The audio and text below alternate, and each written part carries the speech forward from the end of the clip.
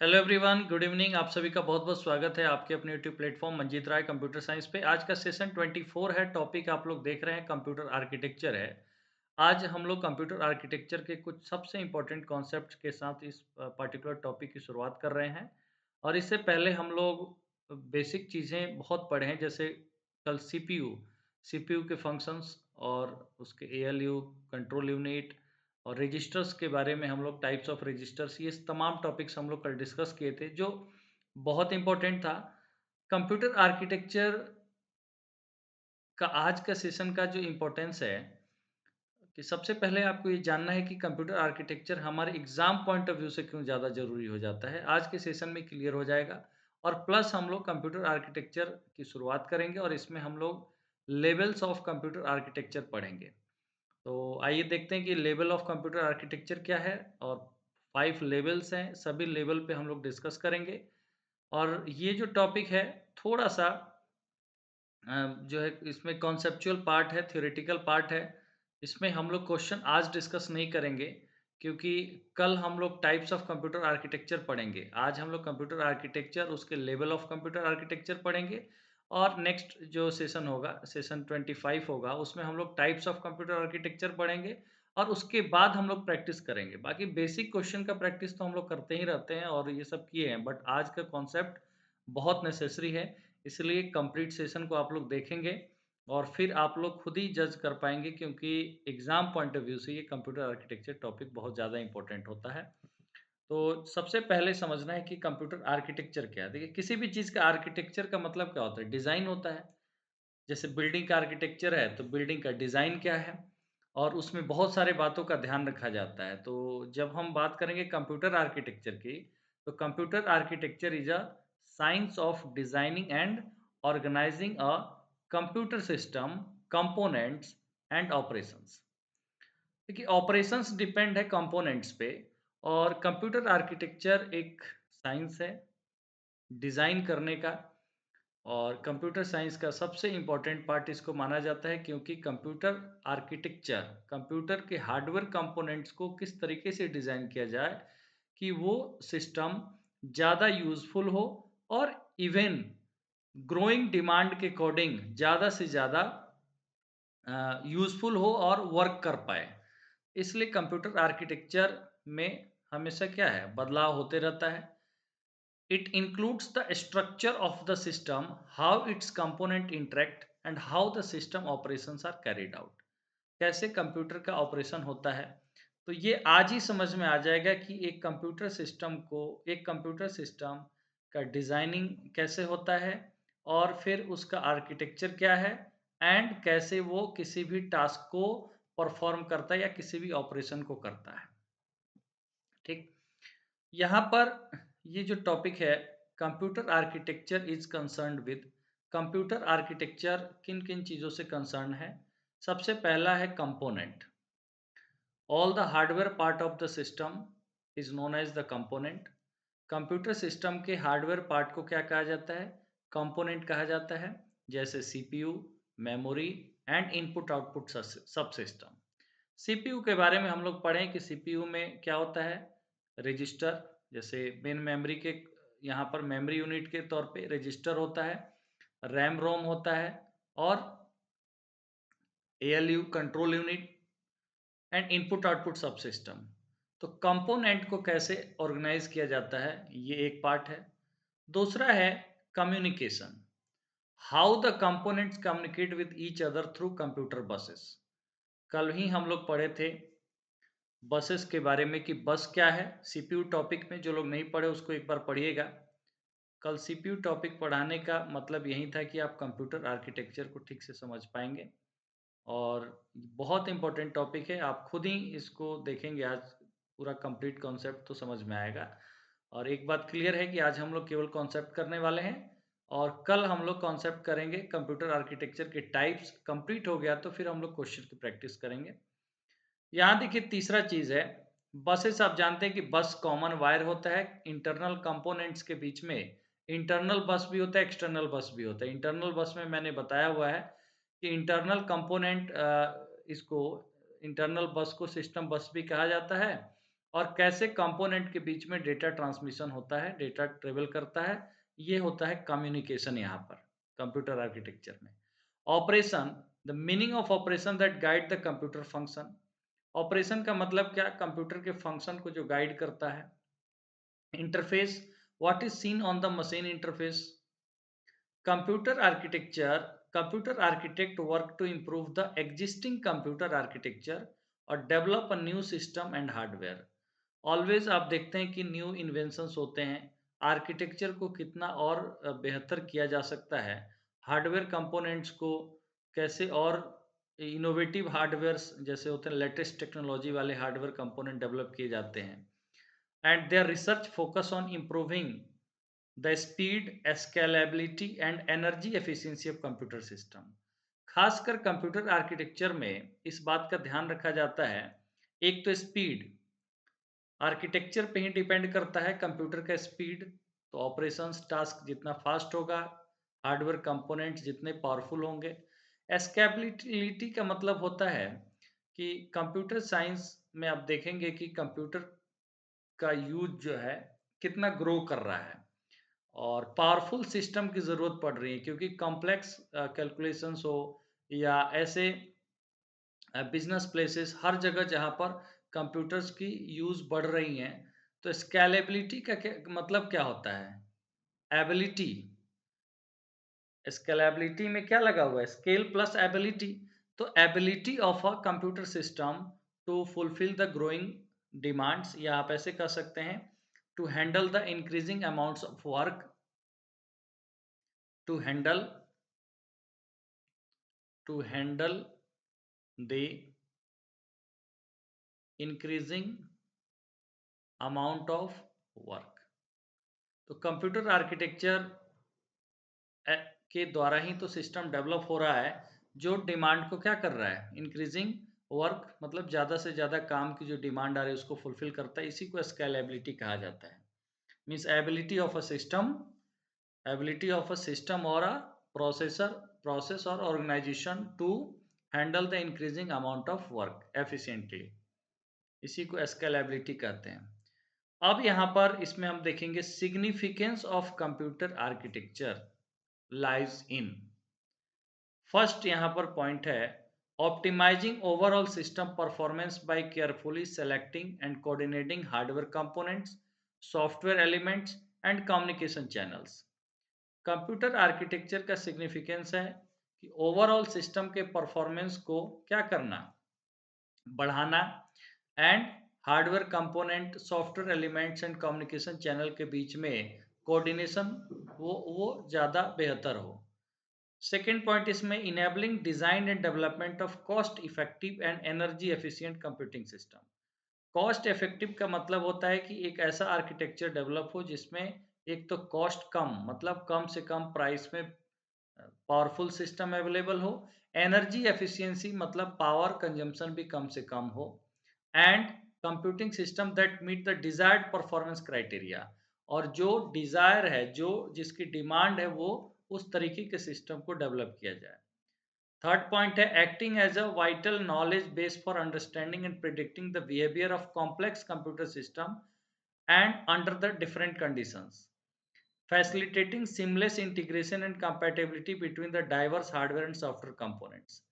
अभी देखिए, आर्किटेक्चर ऐसा होना चाहिए कि एक तो hardware, different type of hardware है, सॉफ्टवेयर कंपोनेंट्स अलग अलग हैं, तो इनके बीच में क्या होना चाहिए? कंपैटिबिलिटी होना चाहिए।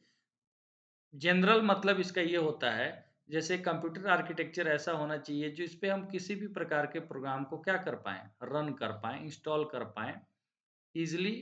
वो उसमें प्लेटफ़ॉर्म का कोई इश्यू ना आए, हार्डवेयर प्लेटफ़ॉर्म उसमें कोई अवरोध उत्पन्न ना करे। अब हम यहाँ पर देखेंगे, थोड़ा-सा ये सब टॉपिक है, थोड़ा थियोरेटिकल है, नोट्स टाइप मैं आपको प्रोवाइड कर दूँगा और एक बार थोड़ा-सा रीड कर दिया, एक्सप्लेन कर दिया ताकि आपको समझ में आए। बेसिकली कंप्यूटर आर्किटेक्चर आप समझते हैं कि एक लॉजिकली और एक हमारा हार्डवेयर कंपोनेंट्स का किस प्रकार से अरेंजमेंट है, जो एक पावरफुल सिस्टम बनता है और कैसे कोऑर्डिनेशन होता है, कैसे वो एक पावरफुल सिस्टम, उसमें कुछ फीचर्स होते हैं जो कोई भी प्रकार के ऑपरेटिंग सिस्टम उस पे हम रन कर पाएँ। तो यही चीज़ होता है। इसमें हम की कंपोनेंट के बारे में बात करेंगे। की component of a structure of computer architecture. Computer architecture का की कंपोनेंट क्या है? प्रोसेसर है, मेमोरी है और इनपुट आउटपुट डिवाइसेस है। आप लोग इनपुट आउटपुट डिवाइसेस जानते हैं। मेमोरी मैंने एक सेपरेट सेशन में पढ़ाया हुआ है। सेशन इसके ऊपर हो चुका है। मुझे सेशन का नंबर याद नहीं है, लेकिन आप लोग प्लेलिस्ट में जाके पढ़ लीजिए। प्रोसेसर में हम लोग सीपीयू कल भी पढ़े थे। सीपीयू के बेसिक फंक्शन और आगे भी पढ़ना है, बेसिकली यही तो पढ़ना है। प्रोसेसर, फिर हमारा जो इंटरनल कंपोनेंट्स हैं कंप्यूटर आर्किटेक्चर में। अब हम बात करेंगे the 5 computer architecture levels are. Computer architecture के 5 लेवल। अब यहाँ पर आप ये समझिएगा कि मैं टाइप्स ऑफ कंप्यूटर आर्किटेक्चर अभी नहीं पढ़ा रहा, ये अगला टॉपिक होगा, but level of computer architecture है। इसमें सबसे पहला लेवल होता है जो बेसिक लेवल, जैसे होता है ना कंप्यूटर हार्डवेयर को जब बनाया गया तो बेसिक लेवल क्या है? उसके सर्किट्स हैं, ठीक है? सर्किट्स कैसे डिज़ाइन किए गए हैं, तो वो डिजिटल लॉजिक लेवल कहलाता है। क्या कहलाता है? Digital logic level. जो डिजिटल इलेक्ट्रॉनिक्स में हम लोग जो तमाम चीज़ें पढ़ते हैं, ठीक है? जैसे लॉजिक गेट्स एंड ऑल। ये मैं इसके ऊपर आगे और बताने वाला हूँ। दूसरा लेवल है माइक्रो आर्किटेक्चर लेवल। तीसरा लेवल है instruction set architecture, ISA level. Fourth level पे आता है ऑपरेटिंग सिस्टम, जो यूजर इंटरेक्ट करता है, प्रोग्राम जिससे इंटरेक्ट होता है या जो सॉफ्टवेयर को इंस्टॉल करता है, वो आपका ऑपरेटिंग सिस्टम है और यूजर का इंटरफेस का काम करता है। और फिर होता है प्रोग्रामिंग, तो ये असेंबली लैंग्वेज लेवल होता है। तो अगर आपसे कहीं भी क्वेश्चन पूछा जाए कि कंप्यूटर आर्किटेक्चर के लेवल्स, तो digital logic level, micro architecture level, instruction set architecture, ISA level, operating system का लेवल और असेंबली लैंग्वेज लेवल। सबसे पहला लेवल यहाँ पे है लेवल 1, डिजिटल लॉजिक लेवल। जैसा मैंने आपको बताया कि डिजिटल लॉजिक लेवल को एक सर्किट लेवल भी कहा जाता है। आप लोग रीड करिएगा, मैं एक्सप्लेन कर देता हूँ, इसके मुख्य बातों को बता देता हूँ। देखिए digital logic level as the name suggest क्या है? डिजिटल सर्किट्स हैं और कोई भी ऑपरेशंस होता है वो बाइनरी फॉर्म में होता है आपके सिस्टम में और उसके लिए क्या होता है? लॉजिक गेट्स होता है रिस्पॉन्सिबल, लॉजिक गेट्स के द्वारा ही पॉसिबल है। तो digital logic level is known as circuit level. It represent the foundation of computer architecture. Computer architecture का फाउंडेशन यही होता है, digital logic level. This level focus on design and implementation of electronic circuits by using digital logic components. Digital logic components क्या हैं? जैसे आप पढ़ते हैं लॉजिक गेट्स, क्या पढ़ते हैं? Logic gates, subtractor, adder, multiplexer, ये सब क्या है? डिजिटल लॉजिक कंपोनेंट्स हैं। तो आपको समझना है कि implementation of electronic circuits by using digital logic components, ये किस लेवल पे होता है? तो डिजिटल लॉजिक लेवल पे होता है। दूसरा पॉइंट है at this level binary data is represented by voltage levels.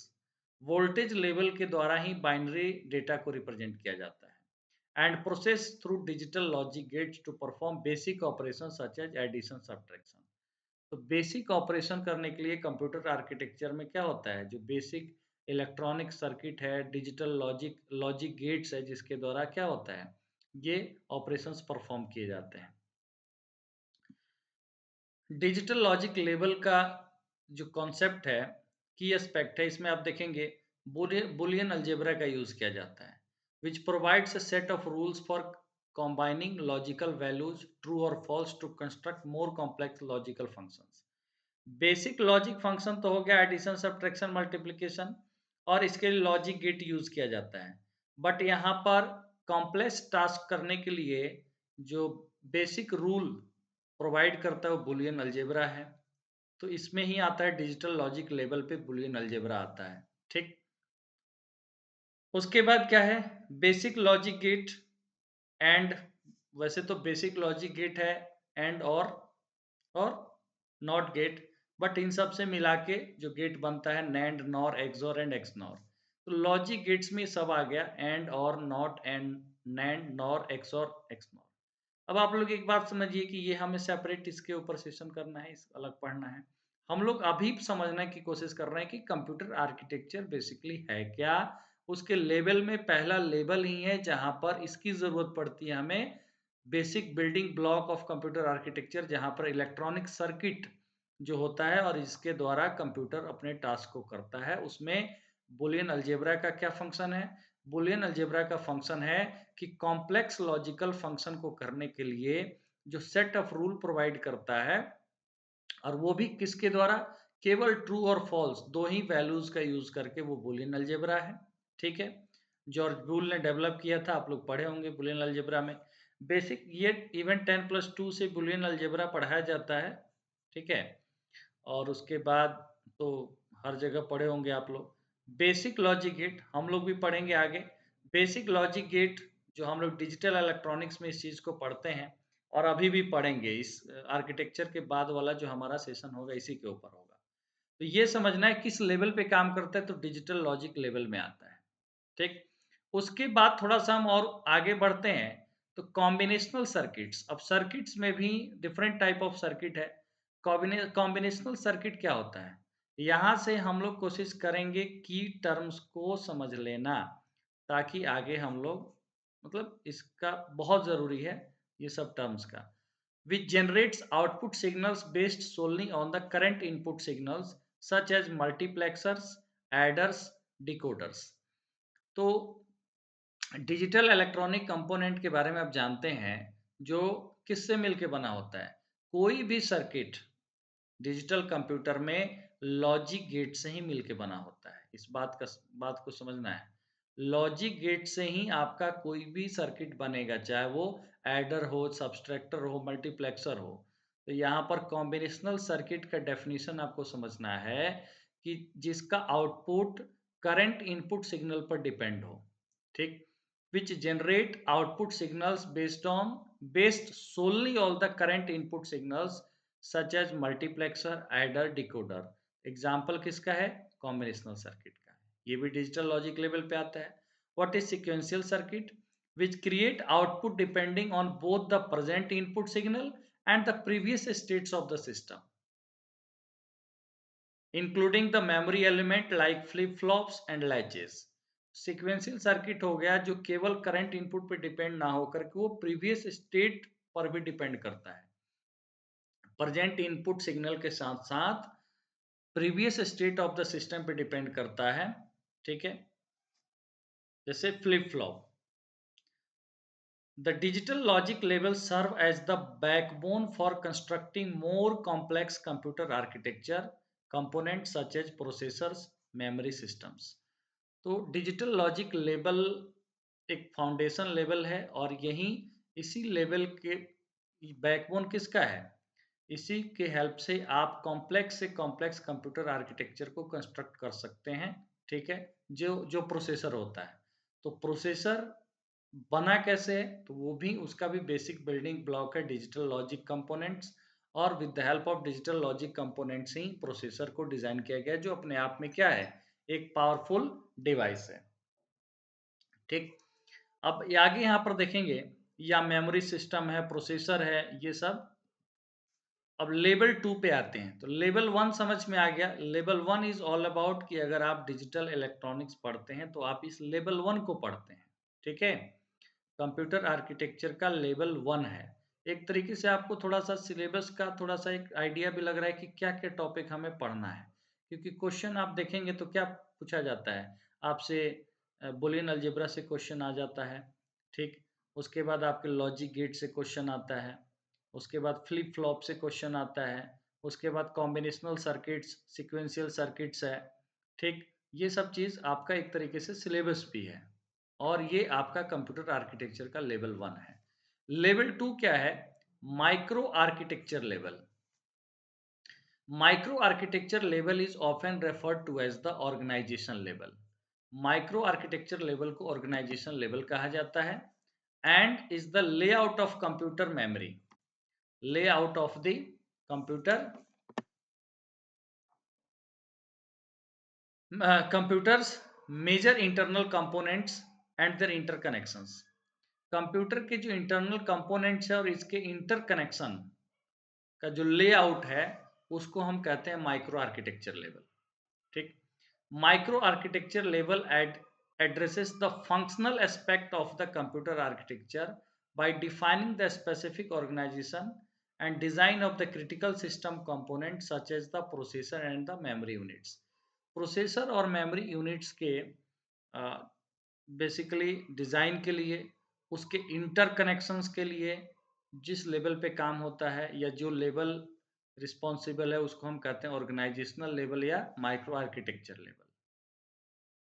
इसमें कौन-कौन सा चीज़ आता है इसको समझना है। की aspect of the micro architecture architecture level. पहला है pipelining which involves the breaking down of instruction execution into multiple stages to enhance parallelism and throughput of a processor. Pipelining क्या है? पाइपलाइनिंग है किसी भी इंस्ट्रक्शन को, या इंस्ट्रक्शन मतलब क्या है? कमांड या प्रोग्राम, उसके एग्जीक्यूशन को मल्टीपल स्टेजेस में ब्रेक डाउन करना, वो पाइपलाइनिंग है। ठीक है? To enhance parallelism, parallelism means parallel processing को इन्हांस करता है, और जिससे क्या होता है, प्रोसेसर का थ्रूपुट बढ़ता है। अब आप में से जो लोग कहेंगे कि ये है क्या, तो फिर आप लोग सेशन नहीं देखते हैं। अगर सेशन आप लोग देखेंगे तो ये पॉइंट आपका क्लियर है। थ्रूपुट मैंने पहले ही बताया है कि number of process completed in per unit of time. किसी यूनिट ऑफ टाइम में या किसी इकाई समय में प्रोसेसर जितना टास्क को परफॉर्म करता है उसको थ्रूपुट कहा जाता है। थ्रूपुट कैसे इंक्रीज होता है? पैरेललिज्म से। पैरेललिज्म का मतलब क्या हो गया? Parallel processing. पैरेलल प्रोसेसिंग का मतलब होता है simultaneously processing of the more than one instructions, और इसमें पाइपलाइनिंग हेल्प करता है। और पाइपलाइनिंग माइक्रो आर्किटेक्चर लेवल पे होता है, जिसमें इंस्ट्रक्शंस को ब्रेक कर दिया जाता है मल्टीपल स्टेज में। उसके बाद दूसरा पॉइंट है super scalar and very long instruction word. MCQ के दौरान में इसका फुल फॉर्म वगैरह बताया था। VLIW क्या है? Very long instruction word designs that enable multiple instruction execution in a single cycle, improving overall performance. Micro architecture level है कंप्यूटर आर्किटेक्चर का, जहां पर मल्टीपल इंस्ट्रक्शंस को एक सिंगल साइकिल में एग्जीक्यूट किया जा सकता है with the help of VLIW design. तो यहाँ पर very long instruction word design कहा जाता है इसे। उसके बाद है micro architecture level also include caching and memory hierarchy. Caching मतलब क्या? कैश मेमोरी, जहां पर डेटा को फ्रीक्वेंटली एक्सेसिबल बनाया जाता है, which optimises the retrieval and storage of data by placing frequently access data in a faster memory units. और इसी फास्टर मेमोरी यूनिट्स को कैश मेमोरी कहा जाता है। तो ये जिस लेवल पर काम करता है, ये सारी चीज़ें माइक्रो आर्किटेक्चर लेवल पे काम करता है। तो अब आपको यहाँ क्या-क्या समझना है? यहाँ पर समझना है कि यहाँ पर फास्ट मेमोरी का यूज़ किया जाता है, ठीक? जैसे कैश मेमोरी, ठीक? कैश मेमोरी से फ़ायदा क्या होता है कि कंप्यूटर के प्रोसेसर का स्पीड बढ़ता है, फास्ट डेटा यहाँ पर फास्ट डेटा एक्सेस होता है। उसके बाद यहाँ पर VLIW डिज़ाइन वर्क करता है, जहाँ पर हम क्या करते हैं, मल्टीपल इंस्ट्रक्शंस को एक साइकिल में एग्जीक्यूट कर सकते हैं। पाइपलाइनिंग यहाँ पर है। पाइपलाइनिंग का मतलब होता है इंस्ट्रक्शंस को ब्रेक करना मल्टीपल स्टेजेस में, जिससे प्रोसेसर का थ्रूपुट बढ़ता है। ठीक? और माइक्रो आर्किटेक्चर लेवल क्या है? बेसिकली इंटरनल कंपोनेंट्स को कनेक्ट करना। इंटरनल कंपोनेंट्स को क्या करना? कनेक्टिविटी प्रोवाइड करना, इंटरकनेक्शंस प्रोवाइड करना, ये माइक्रो आर्किटेक्चर लेवल है। तो ये level 2 of the computer architecture है। अब हम लेवल 3 की बात करेंगे। लेवल 3 पे क्या आता है? Instruction set architecture level. Instruction set architecture level is the interface between the hardware components and the software programs. It establishes the set of instructions that a processor can execute and associate data types, addressing modes, memory organization. तो यहाँ पर आप देखेंगे इस level पर क्या क्या आ गया। इस लेवल पे आ गया आपका, इस लेवल पे आ गया interface between hardware component software program. Hardware और सॉफ्टवेयर के बीच में क्या इंटरफेस इस लेवल पर होता है, इंस्ट्रक्शन सेट आर्किटेक्चर लेवल पे। सॉफ्टवेयर का मतलब क्या होगा? जैसे ऑपरेटिंग सिस्टम, और हार्डवेयर कंपोनेंट, जो हार्डवेयर कंपोनेंट आपका प्रोसेसर है, आपका मेमोरी यूनिट्स है, ठीक। और यहाँ पर एड्रेसिंग मोड्स भी आपका कहाँ आ गया, इंस्ट्रक्शन सेट आर्किटेक्चर लेवल पे आ गया। यहाँ पर an instruction set which is a collection of processor specific instruction that define operation such as arithmetic, data movement and control flow. अब बेसिकली जो यहाँ पर होता है लेवल 3 में, तो ये क्या स्पेसिफाई करता है कि कौन सा ऑपरेशन है, किस पर कौन सा इंस्ट्रक्शन है। इंस्ट्रक्शन अर्थमेटिक है। इंस्ट्रक्शन क्या है, डेटा मूवमेंट का इंस्ट्रक्शन है, मतलब डेटा ट्रांसफर का इंस्ट्रक्शन है, या कोई अर्थमेटिक ऑपरेशन का इंस्ट्रक्शन है, या कंट्रोल फ्लो का इंस्ट्रक्शन है। ठीक है, कल ही मैंने बताया था डेटा फ्लो, कंट्रोल फ्लो। अब अगर आपको याद नहीं है तो आप लोग को सेशन देखना पड़ेगा। ठीक है,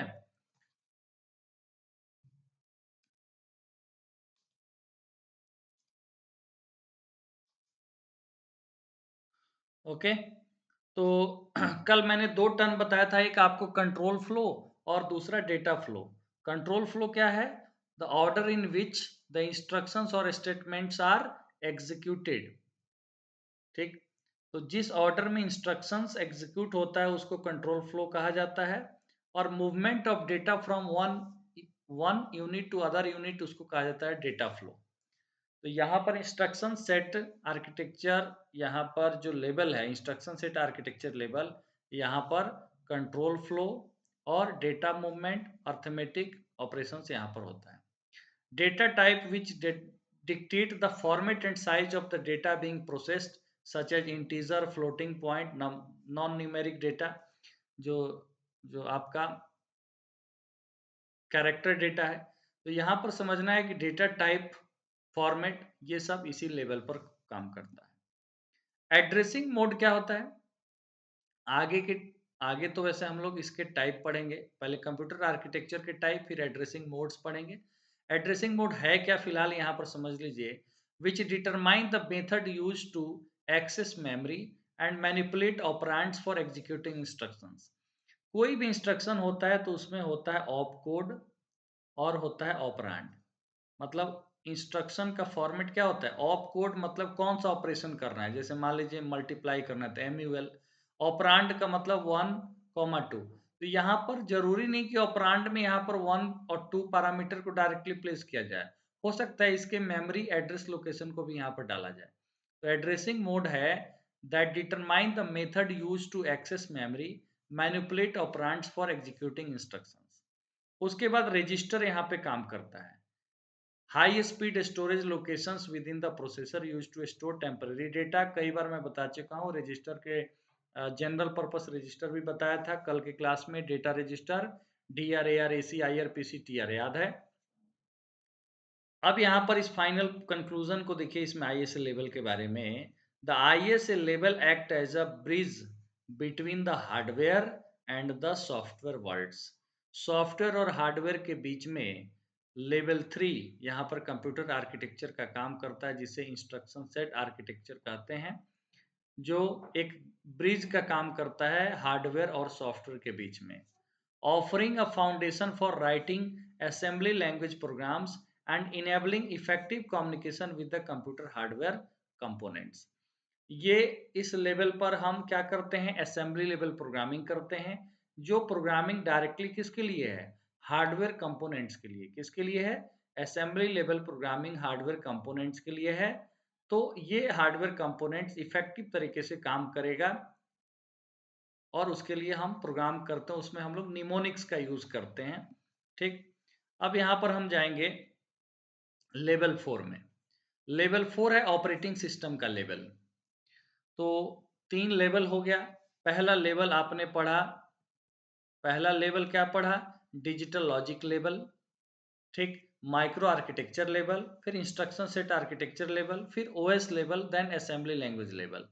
अब यहाँ पर देखेंगे ओएस लेवल, आप बहुत अच्छे से जानते हैं कि operating system act as a interface between the hardware and the user. User और हार्डवेयर, इवन प्रोग्राम को भी प्रोसेस करना ऑपरेटिंग सिस्टम का ही काम है। तो ऑपरेटिंग सिस्टम एक प्रकार से सिस्टम सॉफ्टवेयर है। तो operating system level refers to the abstraction of the hardware components from software applications. Operating system manage the hardware resources such as processor, memory, input output devices. तो यहाँ पर ये काम करता है. बेसिक लेवल हो गया डिजिटल लॉजिक लेवल, उसके बाद माइक्रो आर्किटेक्चर, जो डिज़ाइन इन्वॉल्व है माइक्रो आर्किटेक्चर में, इंटरकनेक्शंस में. फिर आईएसए लेवल आ गया, फिर ऑपरेटिंग सिस्टम लेवल आ गया, जहाँ पर किस तरीके से एक सिस्टम सॉफ्टवेयर को डेवलप किया गया है जो क्या कर रहा है, जो आपके हार्डवेयर कंपोनेंट पर आप डायरेक्टली उसको कमांड नहीं दे रहे हैं, लेकिन वो आपका काम, आपके टास्क को उस हार्डवेयर कंपोनेंट से परफॉर्म करवाता है. तो ये काम करता है किस लेवल पे, ये लेवल 4 पे काम कर रहा है. ठीक है, अब आपको समझ में आ रहा होगा. ठीक, तो ऑपरेटिंग सिस्टम का काम है हार्डवेयर रिसोर्सेस को मैनेज करना, प्रोसेसर को मैनेज करना, मेमोरी एंड इनपुट डिवाइस को मैनेज करना. और ये तो हम लोग ऑपरेटिंग सिस्टम पूरा टॉपिक हम लोग पढ़ चुके हैं, क्वेश्चन कर चुके हैं, समझ में आ गया होगा आपको. की aspect of OS level include process and thread management. Thread आप जानते हैं लाइट वेट प्रोसेस है which involve the creation, scheduling, termination and executing of programs and their associated threads. जो हम लोग शेड्यूलिंग टेक्निक्स भी पढ़ चुके हैं प्रोसेस मैनेजमेंट के अंदर. ठीक है, उसके बाद है मेमोरी मैनेजमेंट. मेमोरी मैनेजमेंट यहाँ पर ओएस लेवल पर है, जो किस तरीके से मेमोरी को एलोकेट करना है, डी एलोकेट करना है. जैसे कोई फाइल को डेटा आप ट्रांसफर करते हैं तो मेमोरी एलोकेट होता है, डी एलोकेट होता है. Manages the virtual memory, ensure data security through memory protection mechanism. उसके बाद फाइल मैनेजमेंट भी आता है ओएस लेवल में. फाइल मैनेजमेंट क्या करता है, which organizes the storage and retrieval of data on disk drives and provide access control mechanism, safeguard the data integrity. data integrity का मतलब होता है कि डेटा को अनऑथोराइज तरीके से मॉडिफाई ना किया जाए, तो ये चीज़ है. इनपुट आउटपुट मैनेजमेंट है. OS control the interaction between the computing system and the external device, जैसे कीबोर्ड, प्रिंटर, स्टोरेज डिवाइस, इसके बीच में कम्युनिकेशन को कंट्रोल करता है, वो भी ऑपरेटिंग सिस्टम करता है. ये लेवल 4 पे आ गया. अब हम बात करेंगे level 5, assembly language level. The assembly language level is directly related to the instruction set architecture. हम लोग इंस्ट्रक्शन सेट आर्किटेक्चर में इसको पढ़ रहे थे. इंस्ट्रक्शन सेट आर्किटेक्चर से डायरेक्टली रिलेटेड है assembly language level. Assembly language क्या है, लो लेवल प्रोग्रामिंग लैंग्वेज है that employ human readable mnemonics to represent machine code instructions.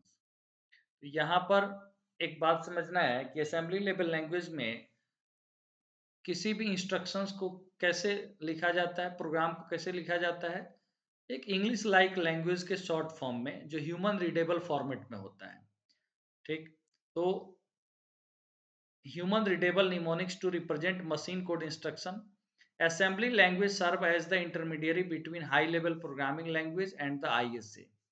Instruction set architecture और हाई लेवल प्रोग्रामिंग के बीच में इंटरफेस का काम कर रहा है कौन.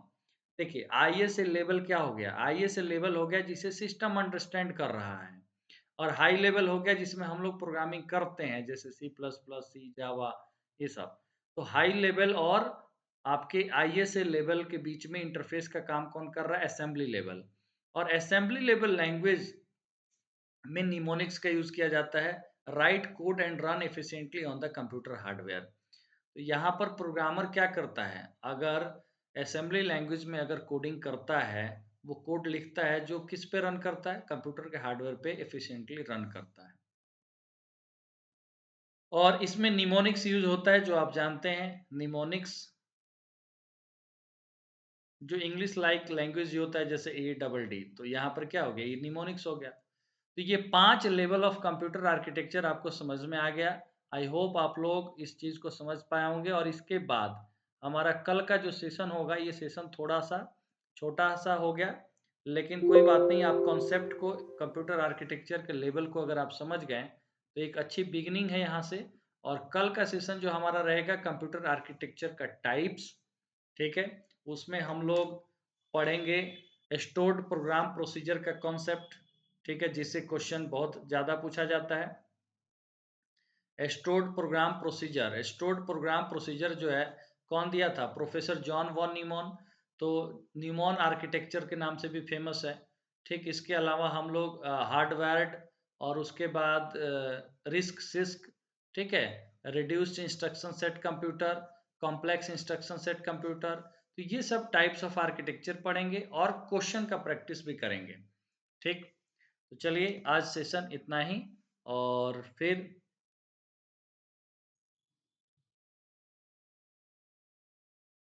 हम लोग मिलते हैं कल के सेशन में। और तब तक के लिए बाय बाय, टेक केयर। और भी किसी भी प्रकार का कोई क्वेरी हो तो डायरेक्टली आप मैसेज करके पूछ सकते हैं। और अभी कई लोगों का मैसेज आ रहा है regarding the notification and all, तो अभी तो एक छोटा सा बयान आया हुआ था एजुकेशन मिनिस्टर का। तो जो भी होगा आपको मैं अपडेट करते रहूँगा। आप लोग अपनी तैयारी करते रहिए, आगे जितना बेहतर तैयारी कर सकते हैं कीजिए, क्योंकि अभी आपके पास समय है। इसलिए मैं भी आपको एकदम बेसिक सारी चीज़ें पहले कराया, फिर एक-एक करके टॉपिक वाइज़ एक ऐसे एग्ज़ाम में जो टॉपिक्स जहाँ से क्वेश्चन बनते हैं, ऐसी चीज़ों को थोड़ा-सा ढंग से, बहुत अच्छे तरीके से उसको करना है। और फिर क्वेश्चन प्रैक्टिस का जो होता है ना बेसिस है, ये सब अच्छे से हो जाएगा तो क्वेश्चन प्रैक्टिस तो ख़ैर मेन है, जितना करिए, तो उसको भी हम लोग करते ही रहेंगे। तो इसलिए मैं बहुत ज़्यादा जल्दीबाज़ी में नहीं हूँ, अगर जल्दीबाज़ी में होता तो फिर तो आपको एक ही दिन में सारा चीज़ परोस दिया जाए, लेकिन उसका बेनिफिट नहीं होता है, ठीक है? तो ऐसा काम किया जाए कि आपका भी लेवल, आपका जो अंडरस्टैंडिंग का लेवल इम्प्रूव हो, आप की टर्म्स को अच्छे से समझ पाएँ, और फिर धीरे-धीरे, धीरे-धीरे करके जैसे अभी सीक्वेंशियल, लॉजिकल, कॉम्बिनेशनल, ये सब चीज़ क्या है, एक टर्म्स आ गए, तो टर्म्स से अब फ़ैमिलियर हो गए। फिर जब हम लोग इसको आगे और पढ़ेंगे, टाइप्स ऑफ आर्किटेक्चर पढ़ेंगे, प्रोसेसर्स के बारे में 8085 ये सब चीज़ हम करेंगे। रजिस्टर मैंने बढ़ा दिया हुआ है, फिर भी कुछ और भी उसमें ऐड ऑन होगा। तो ऐसे धीरे-धीरे, ऐसा नहीं कि एक साथ ही इतना कर लीजिए कि फिर याद ही ना हो, और फिर क्वेश्चन प्रैक्टिस करेंगे तो उसमें कुछ ऐड ऑन होगा। इसी तरीके से करना है, बेहतर तरीका यही होता है जो मैंने इतने दिनों में जो मेरा अनुभव रहा है, तो इसका फ़ायदा आपको मिले। और अगर आप रेगुलरिटी बनाए रखेंगे तो डेफ़िनेटली बेनिफिट मिलेगा। सेशन को सभी लोग लाइक और शेयर ज़रूर करते रहिएगा, ताकि बहुत सारे लोग जो हैं जुड़ नहीं पा रहे हैं, तो सभी लोग जुड़ेंगे तो और भी ज़्यादा बेहतर तरीके से आपकी जो क्लासेस चलती रहेंगी।